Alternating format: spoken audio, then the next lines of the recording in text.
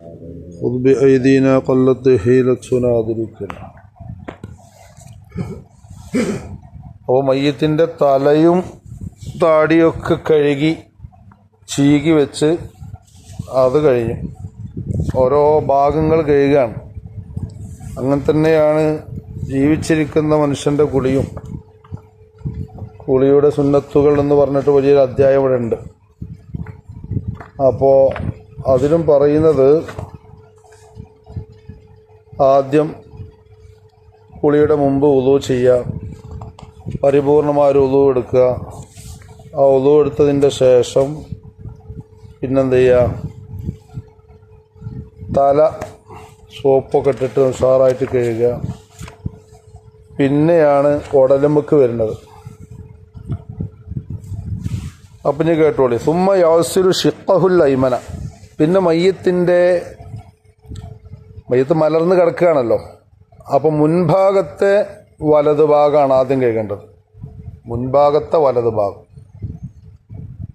മലർന്ന് കിടക്കുന്ന മയ്യത്തിൻ്റെ വലത്തെ ഭാഗം, പെരടി മുതൽ തല കഴുകി കഴിഞ്ഞു, പെരടി അല്ലെങ്കിൽ കഴുത്ത്, ഈ ഭാഗം മുതൽ ഈ വലതു ഭാഗം, മയ്യത്തിൻ്റെ വലതു ഭാഗമാണ് ആദ്യം കഴുകി കൊടുക്കേണ്ടത്. അത് സോപ്പും അല്ലെങ്കിൽ താളിയൊക്കെ ഉപയോഗിച്ച് ചെറിയ ഒരു പാത്രത്തിൽ സോപ്പ് കലക്കി വെച്ച് ആ വെള്ളത്തിൽ നിന്നും എടുത്ത് നല്ല ഉഷാറായിട്ട് ഉരച്ച് വൃത്തിയായി കഴുകി കൊടുക്കുക.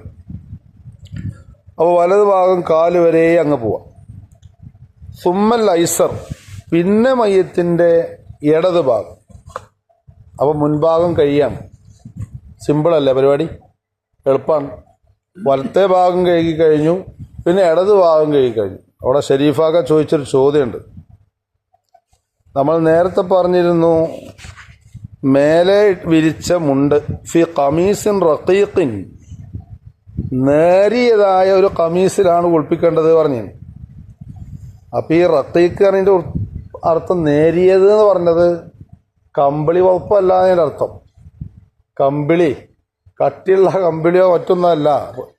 എന്നാൽ ഔറത്ത് തെളിഞ്ഞ് കാണുന്ന നേരിയ, അങ്ങനെ മനസ്സിലാക്കിയ ചില ആളുകളൊക്കെ. ഈ നേരിയ ഒരു വസ്ത്രമാണ് മേലെ മൂടേണ്ടത് മയ്യത്തിൻ്റെ മേലെ. അത് വെള്ളം തട്ടി കഴിഞ്ഞാൽ പിന്നെ അത് പങ്ങി കിടക്കൂലേ.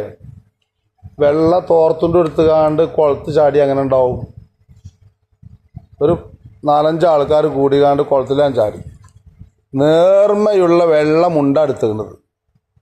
ആ വെള്ളം മുണ്ടെടുത്താൽ പിന്നെ ഓന് വെള്ളം മുണ്ടെടുക്കാത്ത പോലെയാണ്, എല്ലാം തെളിഞ്ഞാണ്. എന്നാൽ പിന്നെ കളർ മുണ്ടൊക്കെ ആണെങ്കിൽ, നല്ല ചുവപ്പും കറുപ്പും നീലയും കളറും മുണ്ടൊക്കെ ആണെങ്കിൽ അത്ര തെളിഞ്ഞാണൂല. എന്നാൽ ഇവിടെ മനസ്സിലാക്കേണ്ടത്, നേർമയുള്ള ഒരു ശീലകഷ്ണം മയ്യത്തിൻ്റെ മേലെ കൂടെ ഇട്ട് കഴിഞ്ഞാൽ അത് ആകെ വെളിവാവും. അങ്ങനത്തെ വസ്ത്രം ആകരുത്. മനസ്സിലായില്ലേ? ഔറത്ത് തെളിഞ്ഞ് കാണാത്ത ഒരു വസ്ത്രം കൊണ്ടാണ്. പിന്നെ ഞാൻ ഇന്നലെ ഒരാൾ എന്നോട് നമ്മളെ മഹലിൽ നിന്ന് സംസാരിച്ചു, പടച്ചോനെ ഉസ്താദെ, കുളിപ്പരിയിലൊക്കെ കയറിപ്പോയ നിങ്ങളീ പറഞ്ഞ കാര്യം നടക്കൂല കേട്ടോ. ആകെ ഔറത്ത് കണ്ടുകൊണ്ടാണ് കുളിപ്പിക്കണത്, ഔറത്തിലേക്ക് നോക്കണുകൊണ്ട് കുളിപ്പിക്കണവർ. പിന്നെ ഇപ്പോൾ അവിടുത്തെ ഹാലെന്താ? ഒരു സ്ത്രീയുടെ മയ്യത്ത് കുളിപ്പിക്കുന്നതിൻ്റെ ഭാഗമായിട്ടുള്ള ഒരു കഥ ഇപ്പോൾ മിനിഞ്ഞാന്ന് ഇവിടെ വെച്ച് പറഞ്ഞൊരാളാണ്. കുളിപ്പുരയിൽ നിന്ന് മയ്യത്തിനെ കാണുന്നില്ല. കുറേ സമയം കഴിഞ്ഞതിന് ശേഷം ഭർത്താവ് പോയി നോക്കിയപ്പോൾ സംഗതി മയ്യത്തിൻ്റെ ദേഹത്തിൽ നിന്ന് ബ്ലഡ് വന്നുകൊണ്ടിരിക്കുകയാണ്. അപ്പോൾ ബ്ലഡ് വന്നുകൊണ്ടിരിക്കുമ്പോൾ ഇങ്ങനെ കുളിപ്പിച്ചല്ലേ, ഇതിങ്ങനെ തീരുന്നില്ലല്ലോ. ലാസ്റ്റ് ഭർത്താവ് അങ്ങ് കയറി ചെന്നു എന്നാണ് പറഞ്ഞത്. കയറി ചെന്നിട്ട് കാര്യങ്ങളൊക്കെ മൂപ്പര് മുബീനാക്കി കൊടുത്തു. സ്ത്രീകളിലും ഇത് പരിജ്ഞാനം കുറവുള്ള ആളുകൾ ധാരാളമുണ്ട്. അപ്പോൾ അതൊക്കെ ശരിക്ക് പഠിച്ചു വെക്കണം. അതൊക്കെ ഇൻഷാ അല്ലാഹ് നമുക്ക് പറയാം. അപ്പോൾ കട്ടി കുറഞ്ഞ കമീസിലാണ് കുളിപ്പിക്കേണ്ടത് എന്നുള്ളിടത്ത് കുറച്ച് ഔറത്ത് തെളിഞ്ഞ് കാണാത്ത രൂപത്തിലുള്ള നല്ല ഒരു വസ്ത്രമായിരിക്കണം മേൽഭാഗത്ത് മൂടേണ്ടത് എന്ന് മനസ്സിലാക്കുക. അപ്പോൾ വലതു ഭാഗം കഴുകുക ആദ്യം, പിന്നെ ഇടതു ഭാഗം കഴുകുക. അപ്പോൾ അത് കഴിഞ്ഞു. ഇനി മയ്യത്തിൻ്റെ പുറം ഭാഗമാണ് കിട്ടേണ്ടത്. അപ്പോൾ മുൻഭാഗം കഴിഞ്ഞു. അപ്പോൾ സുമ്മ യുഹരിഫുഹു, പിന്നെ മയ്യത്തിനെ ചെരിച്ച് കിടത്തണം. എവിടേക്ക്? ഇലൽ ഐസർ, മയ്യത്തിൻ്റെ ഇടതുഭാഗത്തേക്ക് ചെരിച്ച് കിടത്തണം. മയ്യത്തിൻ്റെ ഇടതുഭാഗത്തേക്ക് ചെരിച്ച് കിടത്തുക. അപ്പം ഏത് കിട്ടും? പുറം ഭാഗത്തെ വലതുഭാഗം കിട്ടാൻ വേണ്ടിയിട്ടാണത്. ഫയഗ്സിലു ഷിഖ്ഖഹുൽ ഐമൻ, എന്നിട്ട് പുറം ഭാഗത്തുള്ള വലതുഭാഗം ആദ്യം കഴുകി കൊടുക്കുക. അത് കഴിഞ്ഞിട്ട് സുമ്മ ഇലൽ ഐമൻ, പിന്നെ വലതുഭാഗത്തേക്ക് ചെരിച്ച് കടത്തിയിട്ട് ഫയഗ്സിലു ഷിഖ്ഖഹുൽ ഐസർ, പുറം ഭാഗത്തുള്ള ഇടതുഭാഗം കഴുകുക. ക്ലിയർ ആയില്ലേ? അപ്പോൾ കഴുകൽ താളിയൊക്കെ തേച്ച് സോപ്പൊക്കെ തേച്ച് മുൻഭാഗം വലതുഭാഗം ഇടതുഭാഗം ഒക്കെ കഴിഞ്ഞു. ഇനി യസ്തഅമിലു ഫി കുല്ലി ദാലിക, ഈ പറയപ്പെട്ട എല്ലാ കഴുകലിലും ഉപയോഗിക്കണം നഹ്വ സിദ്രിൻ ഔ സ്വാബൂനിൻ, താളിയോ അല്ലെങ്കിൽ സോപ്പോ ഉപയോഗിക്കണം. ഈ പറയപ്പെട്ട എല്ലാ കഴുകലിലും സോപ്പും താളിയോ ഒക്കെ ഉപയോഗിച്ചാവണം കഴുകേണ്ടത്. സുമ്മ യുസീലുഹു ബിമാഇൻ, പിന്നെ ഈ സോപ്പും താളിയൊക്കെ ഉണ്ടല്ലോ പതക്കെ, അതൊക്കെ പാടെടുത്ത് നല്ലൊരു വെള്ളം കൊണ്ട് നന്നായിട്ട് അങ്ങോട്ട് ഒഴിച്ച് നീക്കിക്കളയുക.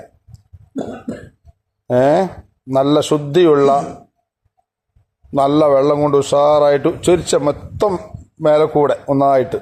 അത് ഏത് മുതൽ മിൻ വസത്തി റഅ്സിഹി ഇലാ ഖദമിഹി. ഇപ്പൊ തലക്ക് ആദ്യം കഴുകിയതാട്ടോ. ആ തല മുതൽ വീണ്ടും എന്ത് ചെയ്യാണ്? കാൽപാദം വരെ അങ്ങ് വെള്ളം ഒഴിക്കുക. ഫഹാദിഹി ഒസ്ലത്തുൻ വാഹിദ, ഇതാണ് ഒറ്റ കുളി. ഇപ്പോൾ ഒരു കുളി ആയിട്ടുള്ളൂ. നമുക്ക് 3 സുന്നത്ത്. 1 കഴിഞ്ഞു, നിർബന്ധമുള്ളത് കഴിഞ്ഞു. ഇനി 2ഉം 3ഉം സുന്നത്താ. ഒറ്റ കുളി കഴിഞ്ഞില്ലപ്പോൾ സോപ്പും പൊതയും താളിയൊക്കെ പോയി. ഇനി 2ാമത്തെയും 3ാമത്തെയും കുളിയാണ് നാളെ എടുക്കാനുള്ളത്. അല്ലാഹു സുബ്ഹാനഹു വ തആല സന്തോഷത്തോടു കൂടെ കേൾക്കാനും കേട്ട് മനസ്സിലാക്കാനും ചെയ്യാനും അല്ലാഹു തൗഫീഖ് ചെയ്യുമാറാവട്ടെ. ആ വെള്ളത്തിൽ ഒരു സാധനം കലർത്താനൊക്കെ ഉണ്ട്. അതൊക്കെ ഇൻഷാ അല്ലാഹ് നാളെ പറയാം. എന്തിനാണ് കലർത്തുന്നത് അതും പറയാം. അൽഹംദുലില്ലാഹി റബ്ബിൽ ആലമീൻ. അല്ലാഹുമ്മ സ്വല്ലി അലാ സയ്യിദിനാ മുഹമ്മദിൻ വഅലാ ആലി സയ്യിദിനാ മൗലാനാ മുഹമ്മദ്. അർഹമുർ റഹ്മാനായ അൽ മലിക്കുൽ ജബ്ബാറായ അല്ലാഹ്, പ്രഭാത സമയത്തുള്ള ഞങ്ങളെ പ്രാർത്ഥന നീ സ്വീകരിക്കണേ അല്ലാഹ്. ഇന്നത്തെ ദിവസത്തിലുള്ള എല്ലാ ഖൈറുകളും ഞങ്ങൾക്ക് നൽകണേ അല്ലാഹ്. വല്ല ഷർറുകളും ഞങ്ങൾക്ക് നേരെ വരുന്നുണ്ടെങ്കിൽ അത് നീക്കിക്കളയണേ അല്ലാഹ്.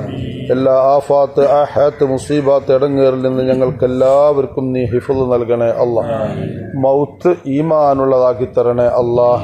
മരണപ്പെട്ടവർക്കൊക്കെ നീ പുറത്തു കൊടുക്കണേ അല്ലാഹ്. രോഗികൾക്ക് നീ ശിഫ നൽകണേ അല്ലാഹ്. ഞങ്ങളുടെ പള്ളിയുടെ നിർമ്മാണത്തിലേക്ക് സഹായിച്ചവരെയൊക്കെ നീ സഹായിക്കണേ അല്ലാഹ്. പെട്ടെന്ന് പണിയെല്ലാം പൂർത്തിയാക്കി തരണേ അല്ലാഹ്. ആഖിബത്ത് നന്നാക്കി തരണേ അല്ലാഹ്. ശരീരസുഖം മാനസിക സുഖം നൽകണേ അല്ലാഹ്. ربنا آتنا في الدنيا حسنة وفي الآخرة حسنة وقنا عذاب النار. ربنا تقبل منا إنك أنت السميع العليم وتب علينا إنك أنت التواب الرحيم. آمين برحمتك يا أرحم الراحمين. بفضل صلى الله على محمد صلى الله عليه وسلم. صلى الله على محمد صلى الله عليه وسلم. اللهم صل على محمد يا رب صل عليه وسلم وصل على جميع الأنبياء والمرسلين والحمد لله رب العالمين.